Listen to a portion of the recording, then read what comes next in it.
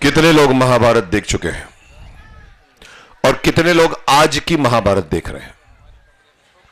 अगर देख रहे हैं तो मत देखिए। बहुत ही, मैं बकवास नहीं कहूंगा, बहुत ही अपमानजनक वे से महाभारत बनाई जा रही है। उसका तोड़ मरोड़ किया जा रहा है। धृतराष्ट्र को बॉडी बिल्डर बना दिया गया है और जितने भी पांडव बने हैं वो सब मॉडल दिखते हैं। सत्यवती वैम्पिश दिख रही है, कहती है कि मैं भिखारन बन के कैसे रहूंगी, और भीष्म पितामह कहते थे कि मैं प्रतिज्ञा लेता हूं, जबकि वो नहीं था। दाशराज से बाप से जाके मिले थे वो, और उन्होंने इतना तोड़ मरोड़ किया है।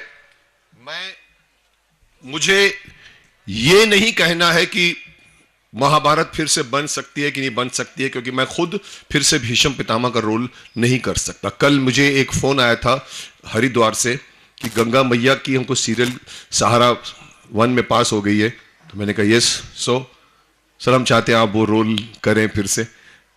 मैंने कहा 1 करोड़ रुपए दोगे तो भी नहीं करूंगा। वो बन गया है, उसको फिर से अगर क्रिएट करना है तो वो लेवल नहीं मिलेगा। वो डॉक्टर राही साहब नहीं मिलेंगे, वो नरेंद्र शर्मा पंडित नहीं मिलेंगे, वो BR चोपड़ा नहीं मिलेगा। आज के जिस तरह से ये लोग जो बना रहे हैं, मुझे ये कहते हुए कोई, इवन आप भी जानते हैं, आपने एकता कपूर की महाभारत भी देखी है जिसने द्रौपदी के यहां पर टाटू लगा दिया था।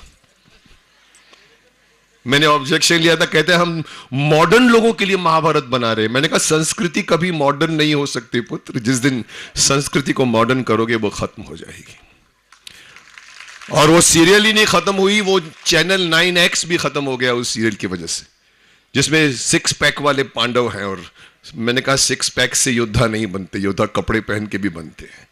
और वो एकता कपूर के बाद आज एक और महाभारत बन रही है, जिसका मुझे ऑब्जेक्शन है कि ये नहीं चलेगी, क्योंकि आप व्यास मुनि से आगे बढ़ने की कोशिश कर रहे हो। This is one of the best screenplay ever written. उससे आप आगे बढ़ने की कोशिश मत कीजिए। आप कर रहे हो ठीक है, लेकिन एक और ऑब्जेक्शन मैं लेना चाहता हूं। जो यहां बड़े बड़े देश के विचारक हैं बैठे हुए, मैं उनसे कहना चाहूंगा कि किसने इनको हक दिया है हमारे एपिक को चेंज करने का? किसने चेंज करने को कहा है कि सत्यवती को वैम्पिश बना दो?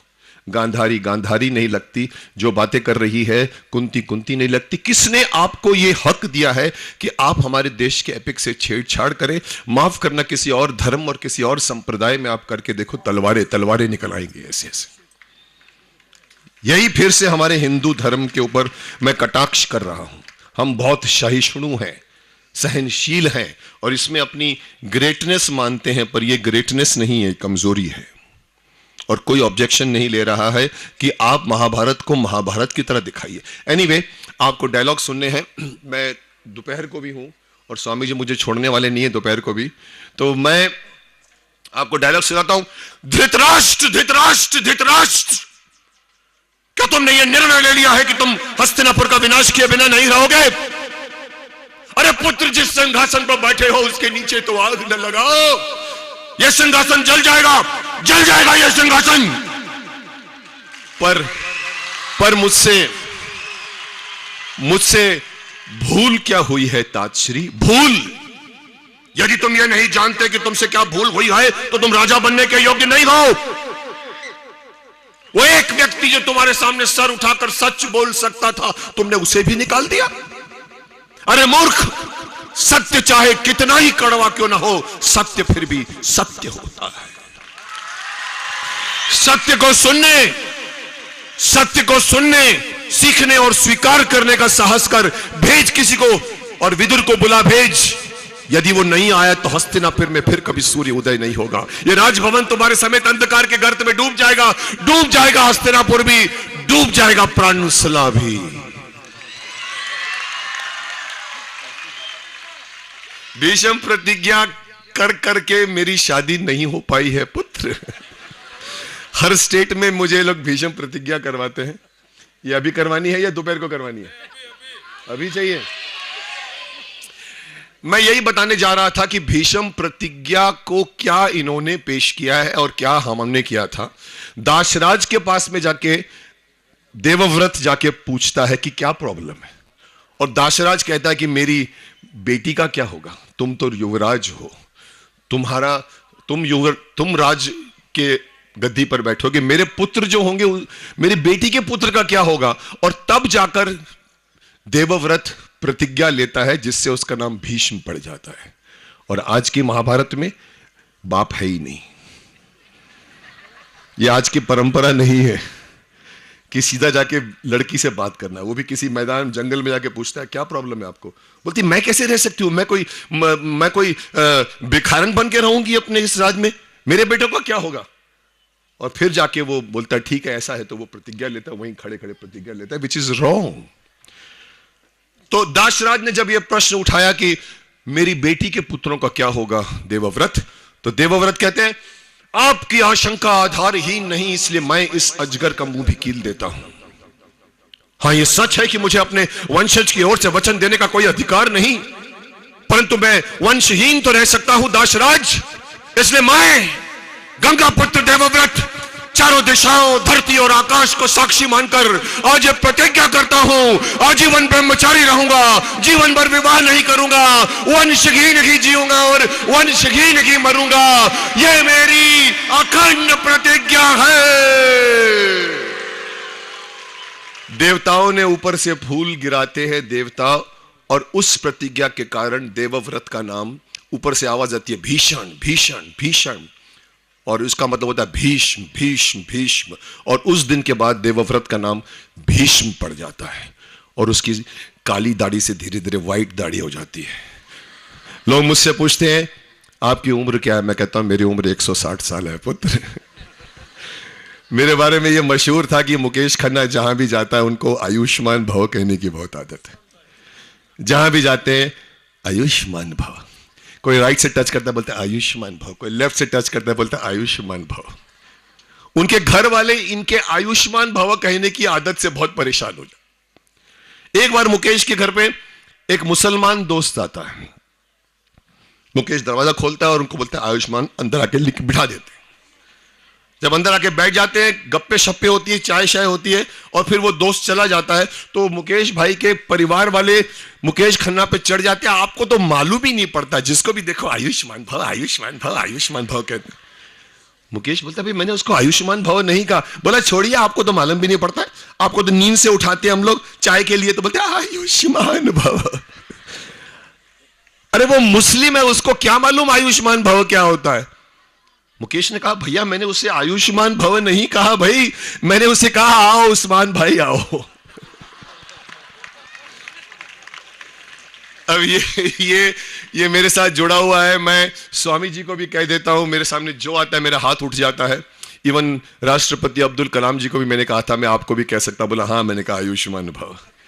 सो ये मेरी जिंदगी में कभी कभी लगता है कि उस ऊपर वाले ने, भीष्म पितामह ने लेटर ऑफ अथॉरिटी दी है मुझे, जा बेटा आशीर्वाद बांट। उस 25 सालों से आज तक मैं आशीर्वाद बांटते चला रहा हूं, उसको तोड़ने के लिए मैंने शक्तिमान बनाया, मेरी दाढ़ी का इमेज तोड़ने के लिए मैंने शक्तिमान बनाया, क्योंकि महाभारत के पहले मैं 15 फिल्मों में हीरो था, और महाभारत के बाद में मैं शाहरुख खान से लेके फिरोज खान तक का बाप बन गया। तब मैंने वो इमेज तोड़ने की कि मुकेश खन्ना दाढ़ी के बगैर ऐसा दिखता है, और पंडित गंगाधर विद्याधर मायाधर ओंकार नाथ शास्त्री ग्राम गुट्टिंडा पोस्ट त्रिखोली की तरह कॉमेडी भी कर सकता है। मैंने शक्तिमान का निर्माण 97 में किया, बहुत चला, 15 सालों से बच्चे घूम रहे हैं, लेकिन अभी भी पीछे से भीष्म पितामह साहब चले आ रहे हैं, और अभी मुझे वो दोनों रूप जीने पड़ रहे हैं। कोशिश थी कि तीसरा रूप ना जुड़े, इसलिए नानू का रूल मैंने खींच लिया वापस, ने पता लगा हर जगह मुझे अलग अलग लोग मिल रहे हैं।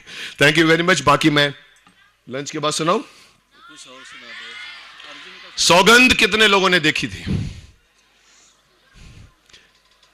अक्षय कुमार की पहली फिल्म चौधरी सारंग कितने लोगों ने देखी थी?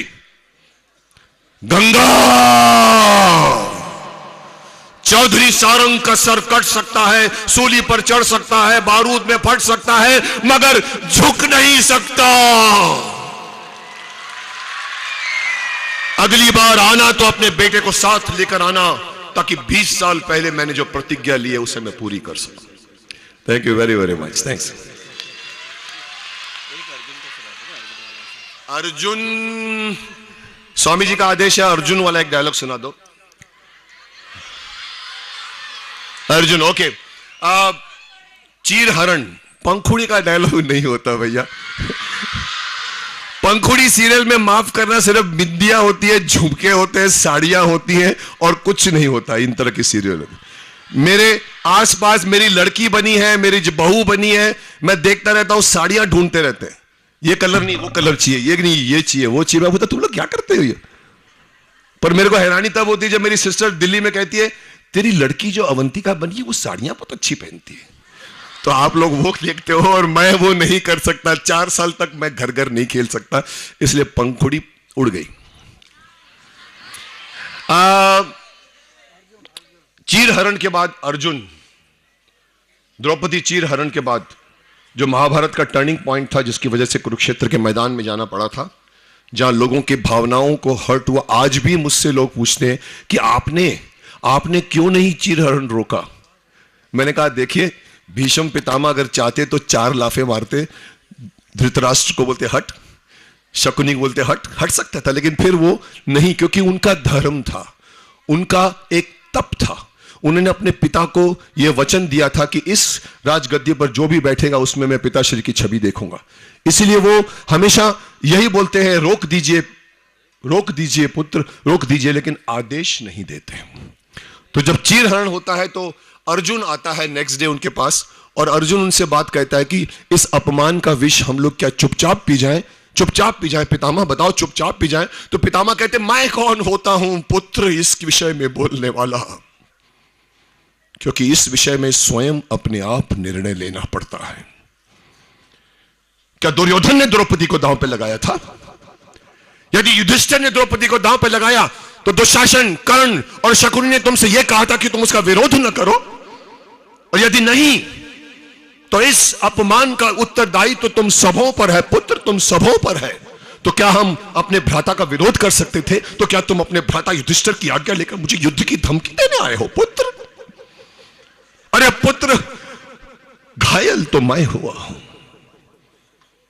अपमान तो मेरा हुआ है, अपमान तो हुआ है मेरे पूर्वजों का, अरे अपमान तो हुआ है हस्तिनापुर का, और इस अपमानों की भीड़ में केवल तुम्हें अपना अपमान दिखाई दिया। अरे पुत्र जाओ, इंद्रप्रस्थ पर जाओ और विचार कहो कि ये जो कुछ भी हुआ है वो क्यों हुआ है। आरोपों की मृग तृष्णा में मत भटको पुत्र, भूल कहीं न कहीं तुम्हारे बड़ों से हुई है पुत्र, बड़ों से हुई है। परंतु दुख की बात तो यह है पुत्र अर्जुन, ये सारी बातें मैं दुर्योधन से नहीं कह सकता, क्योंकि दुर्योधन एक उल्टी गागर है। जल जाने का स्थान तो बहुत है पुत्र अर्जुन, पर जल जाने का मार्ग बंद है अर्जुन, मार्ग बंद है।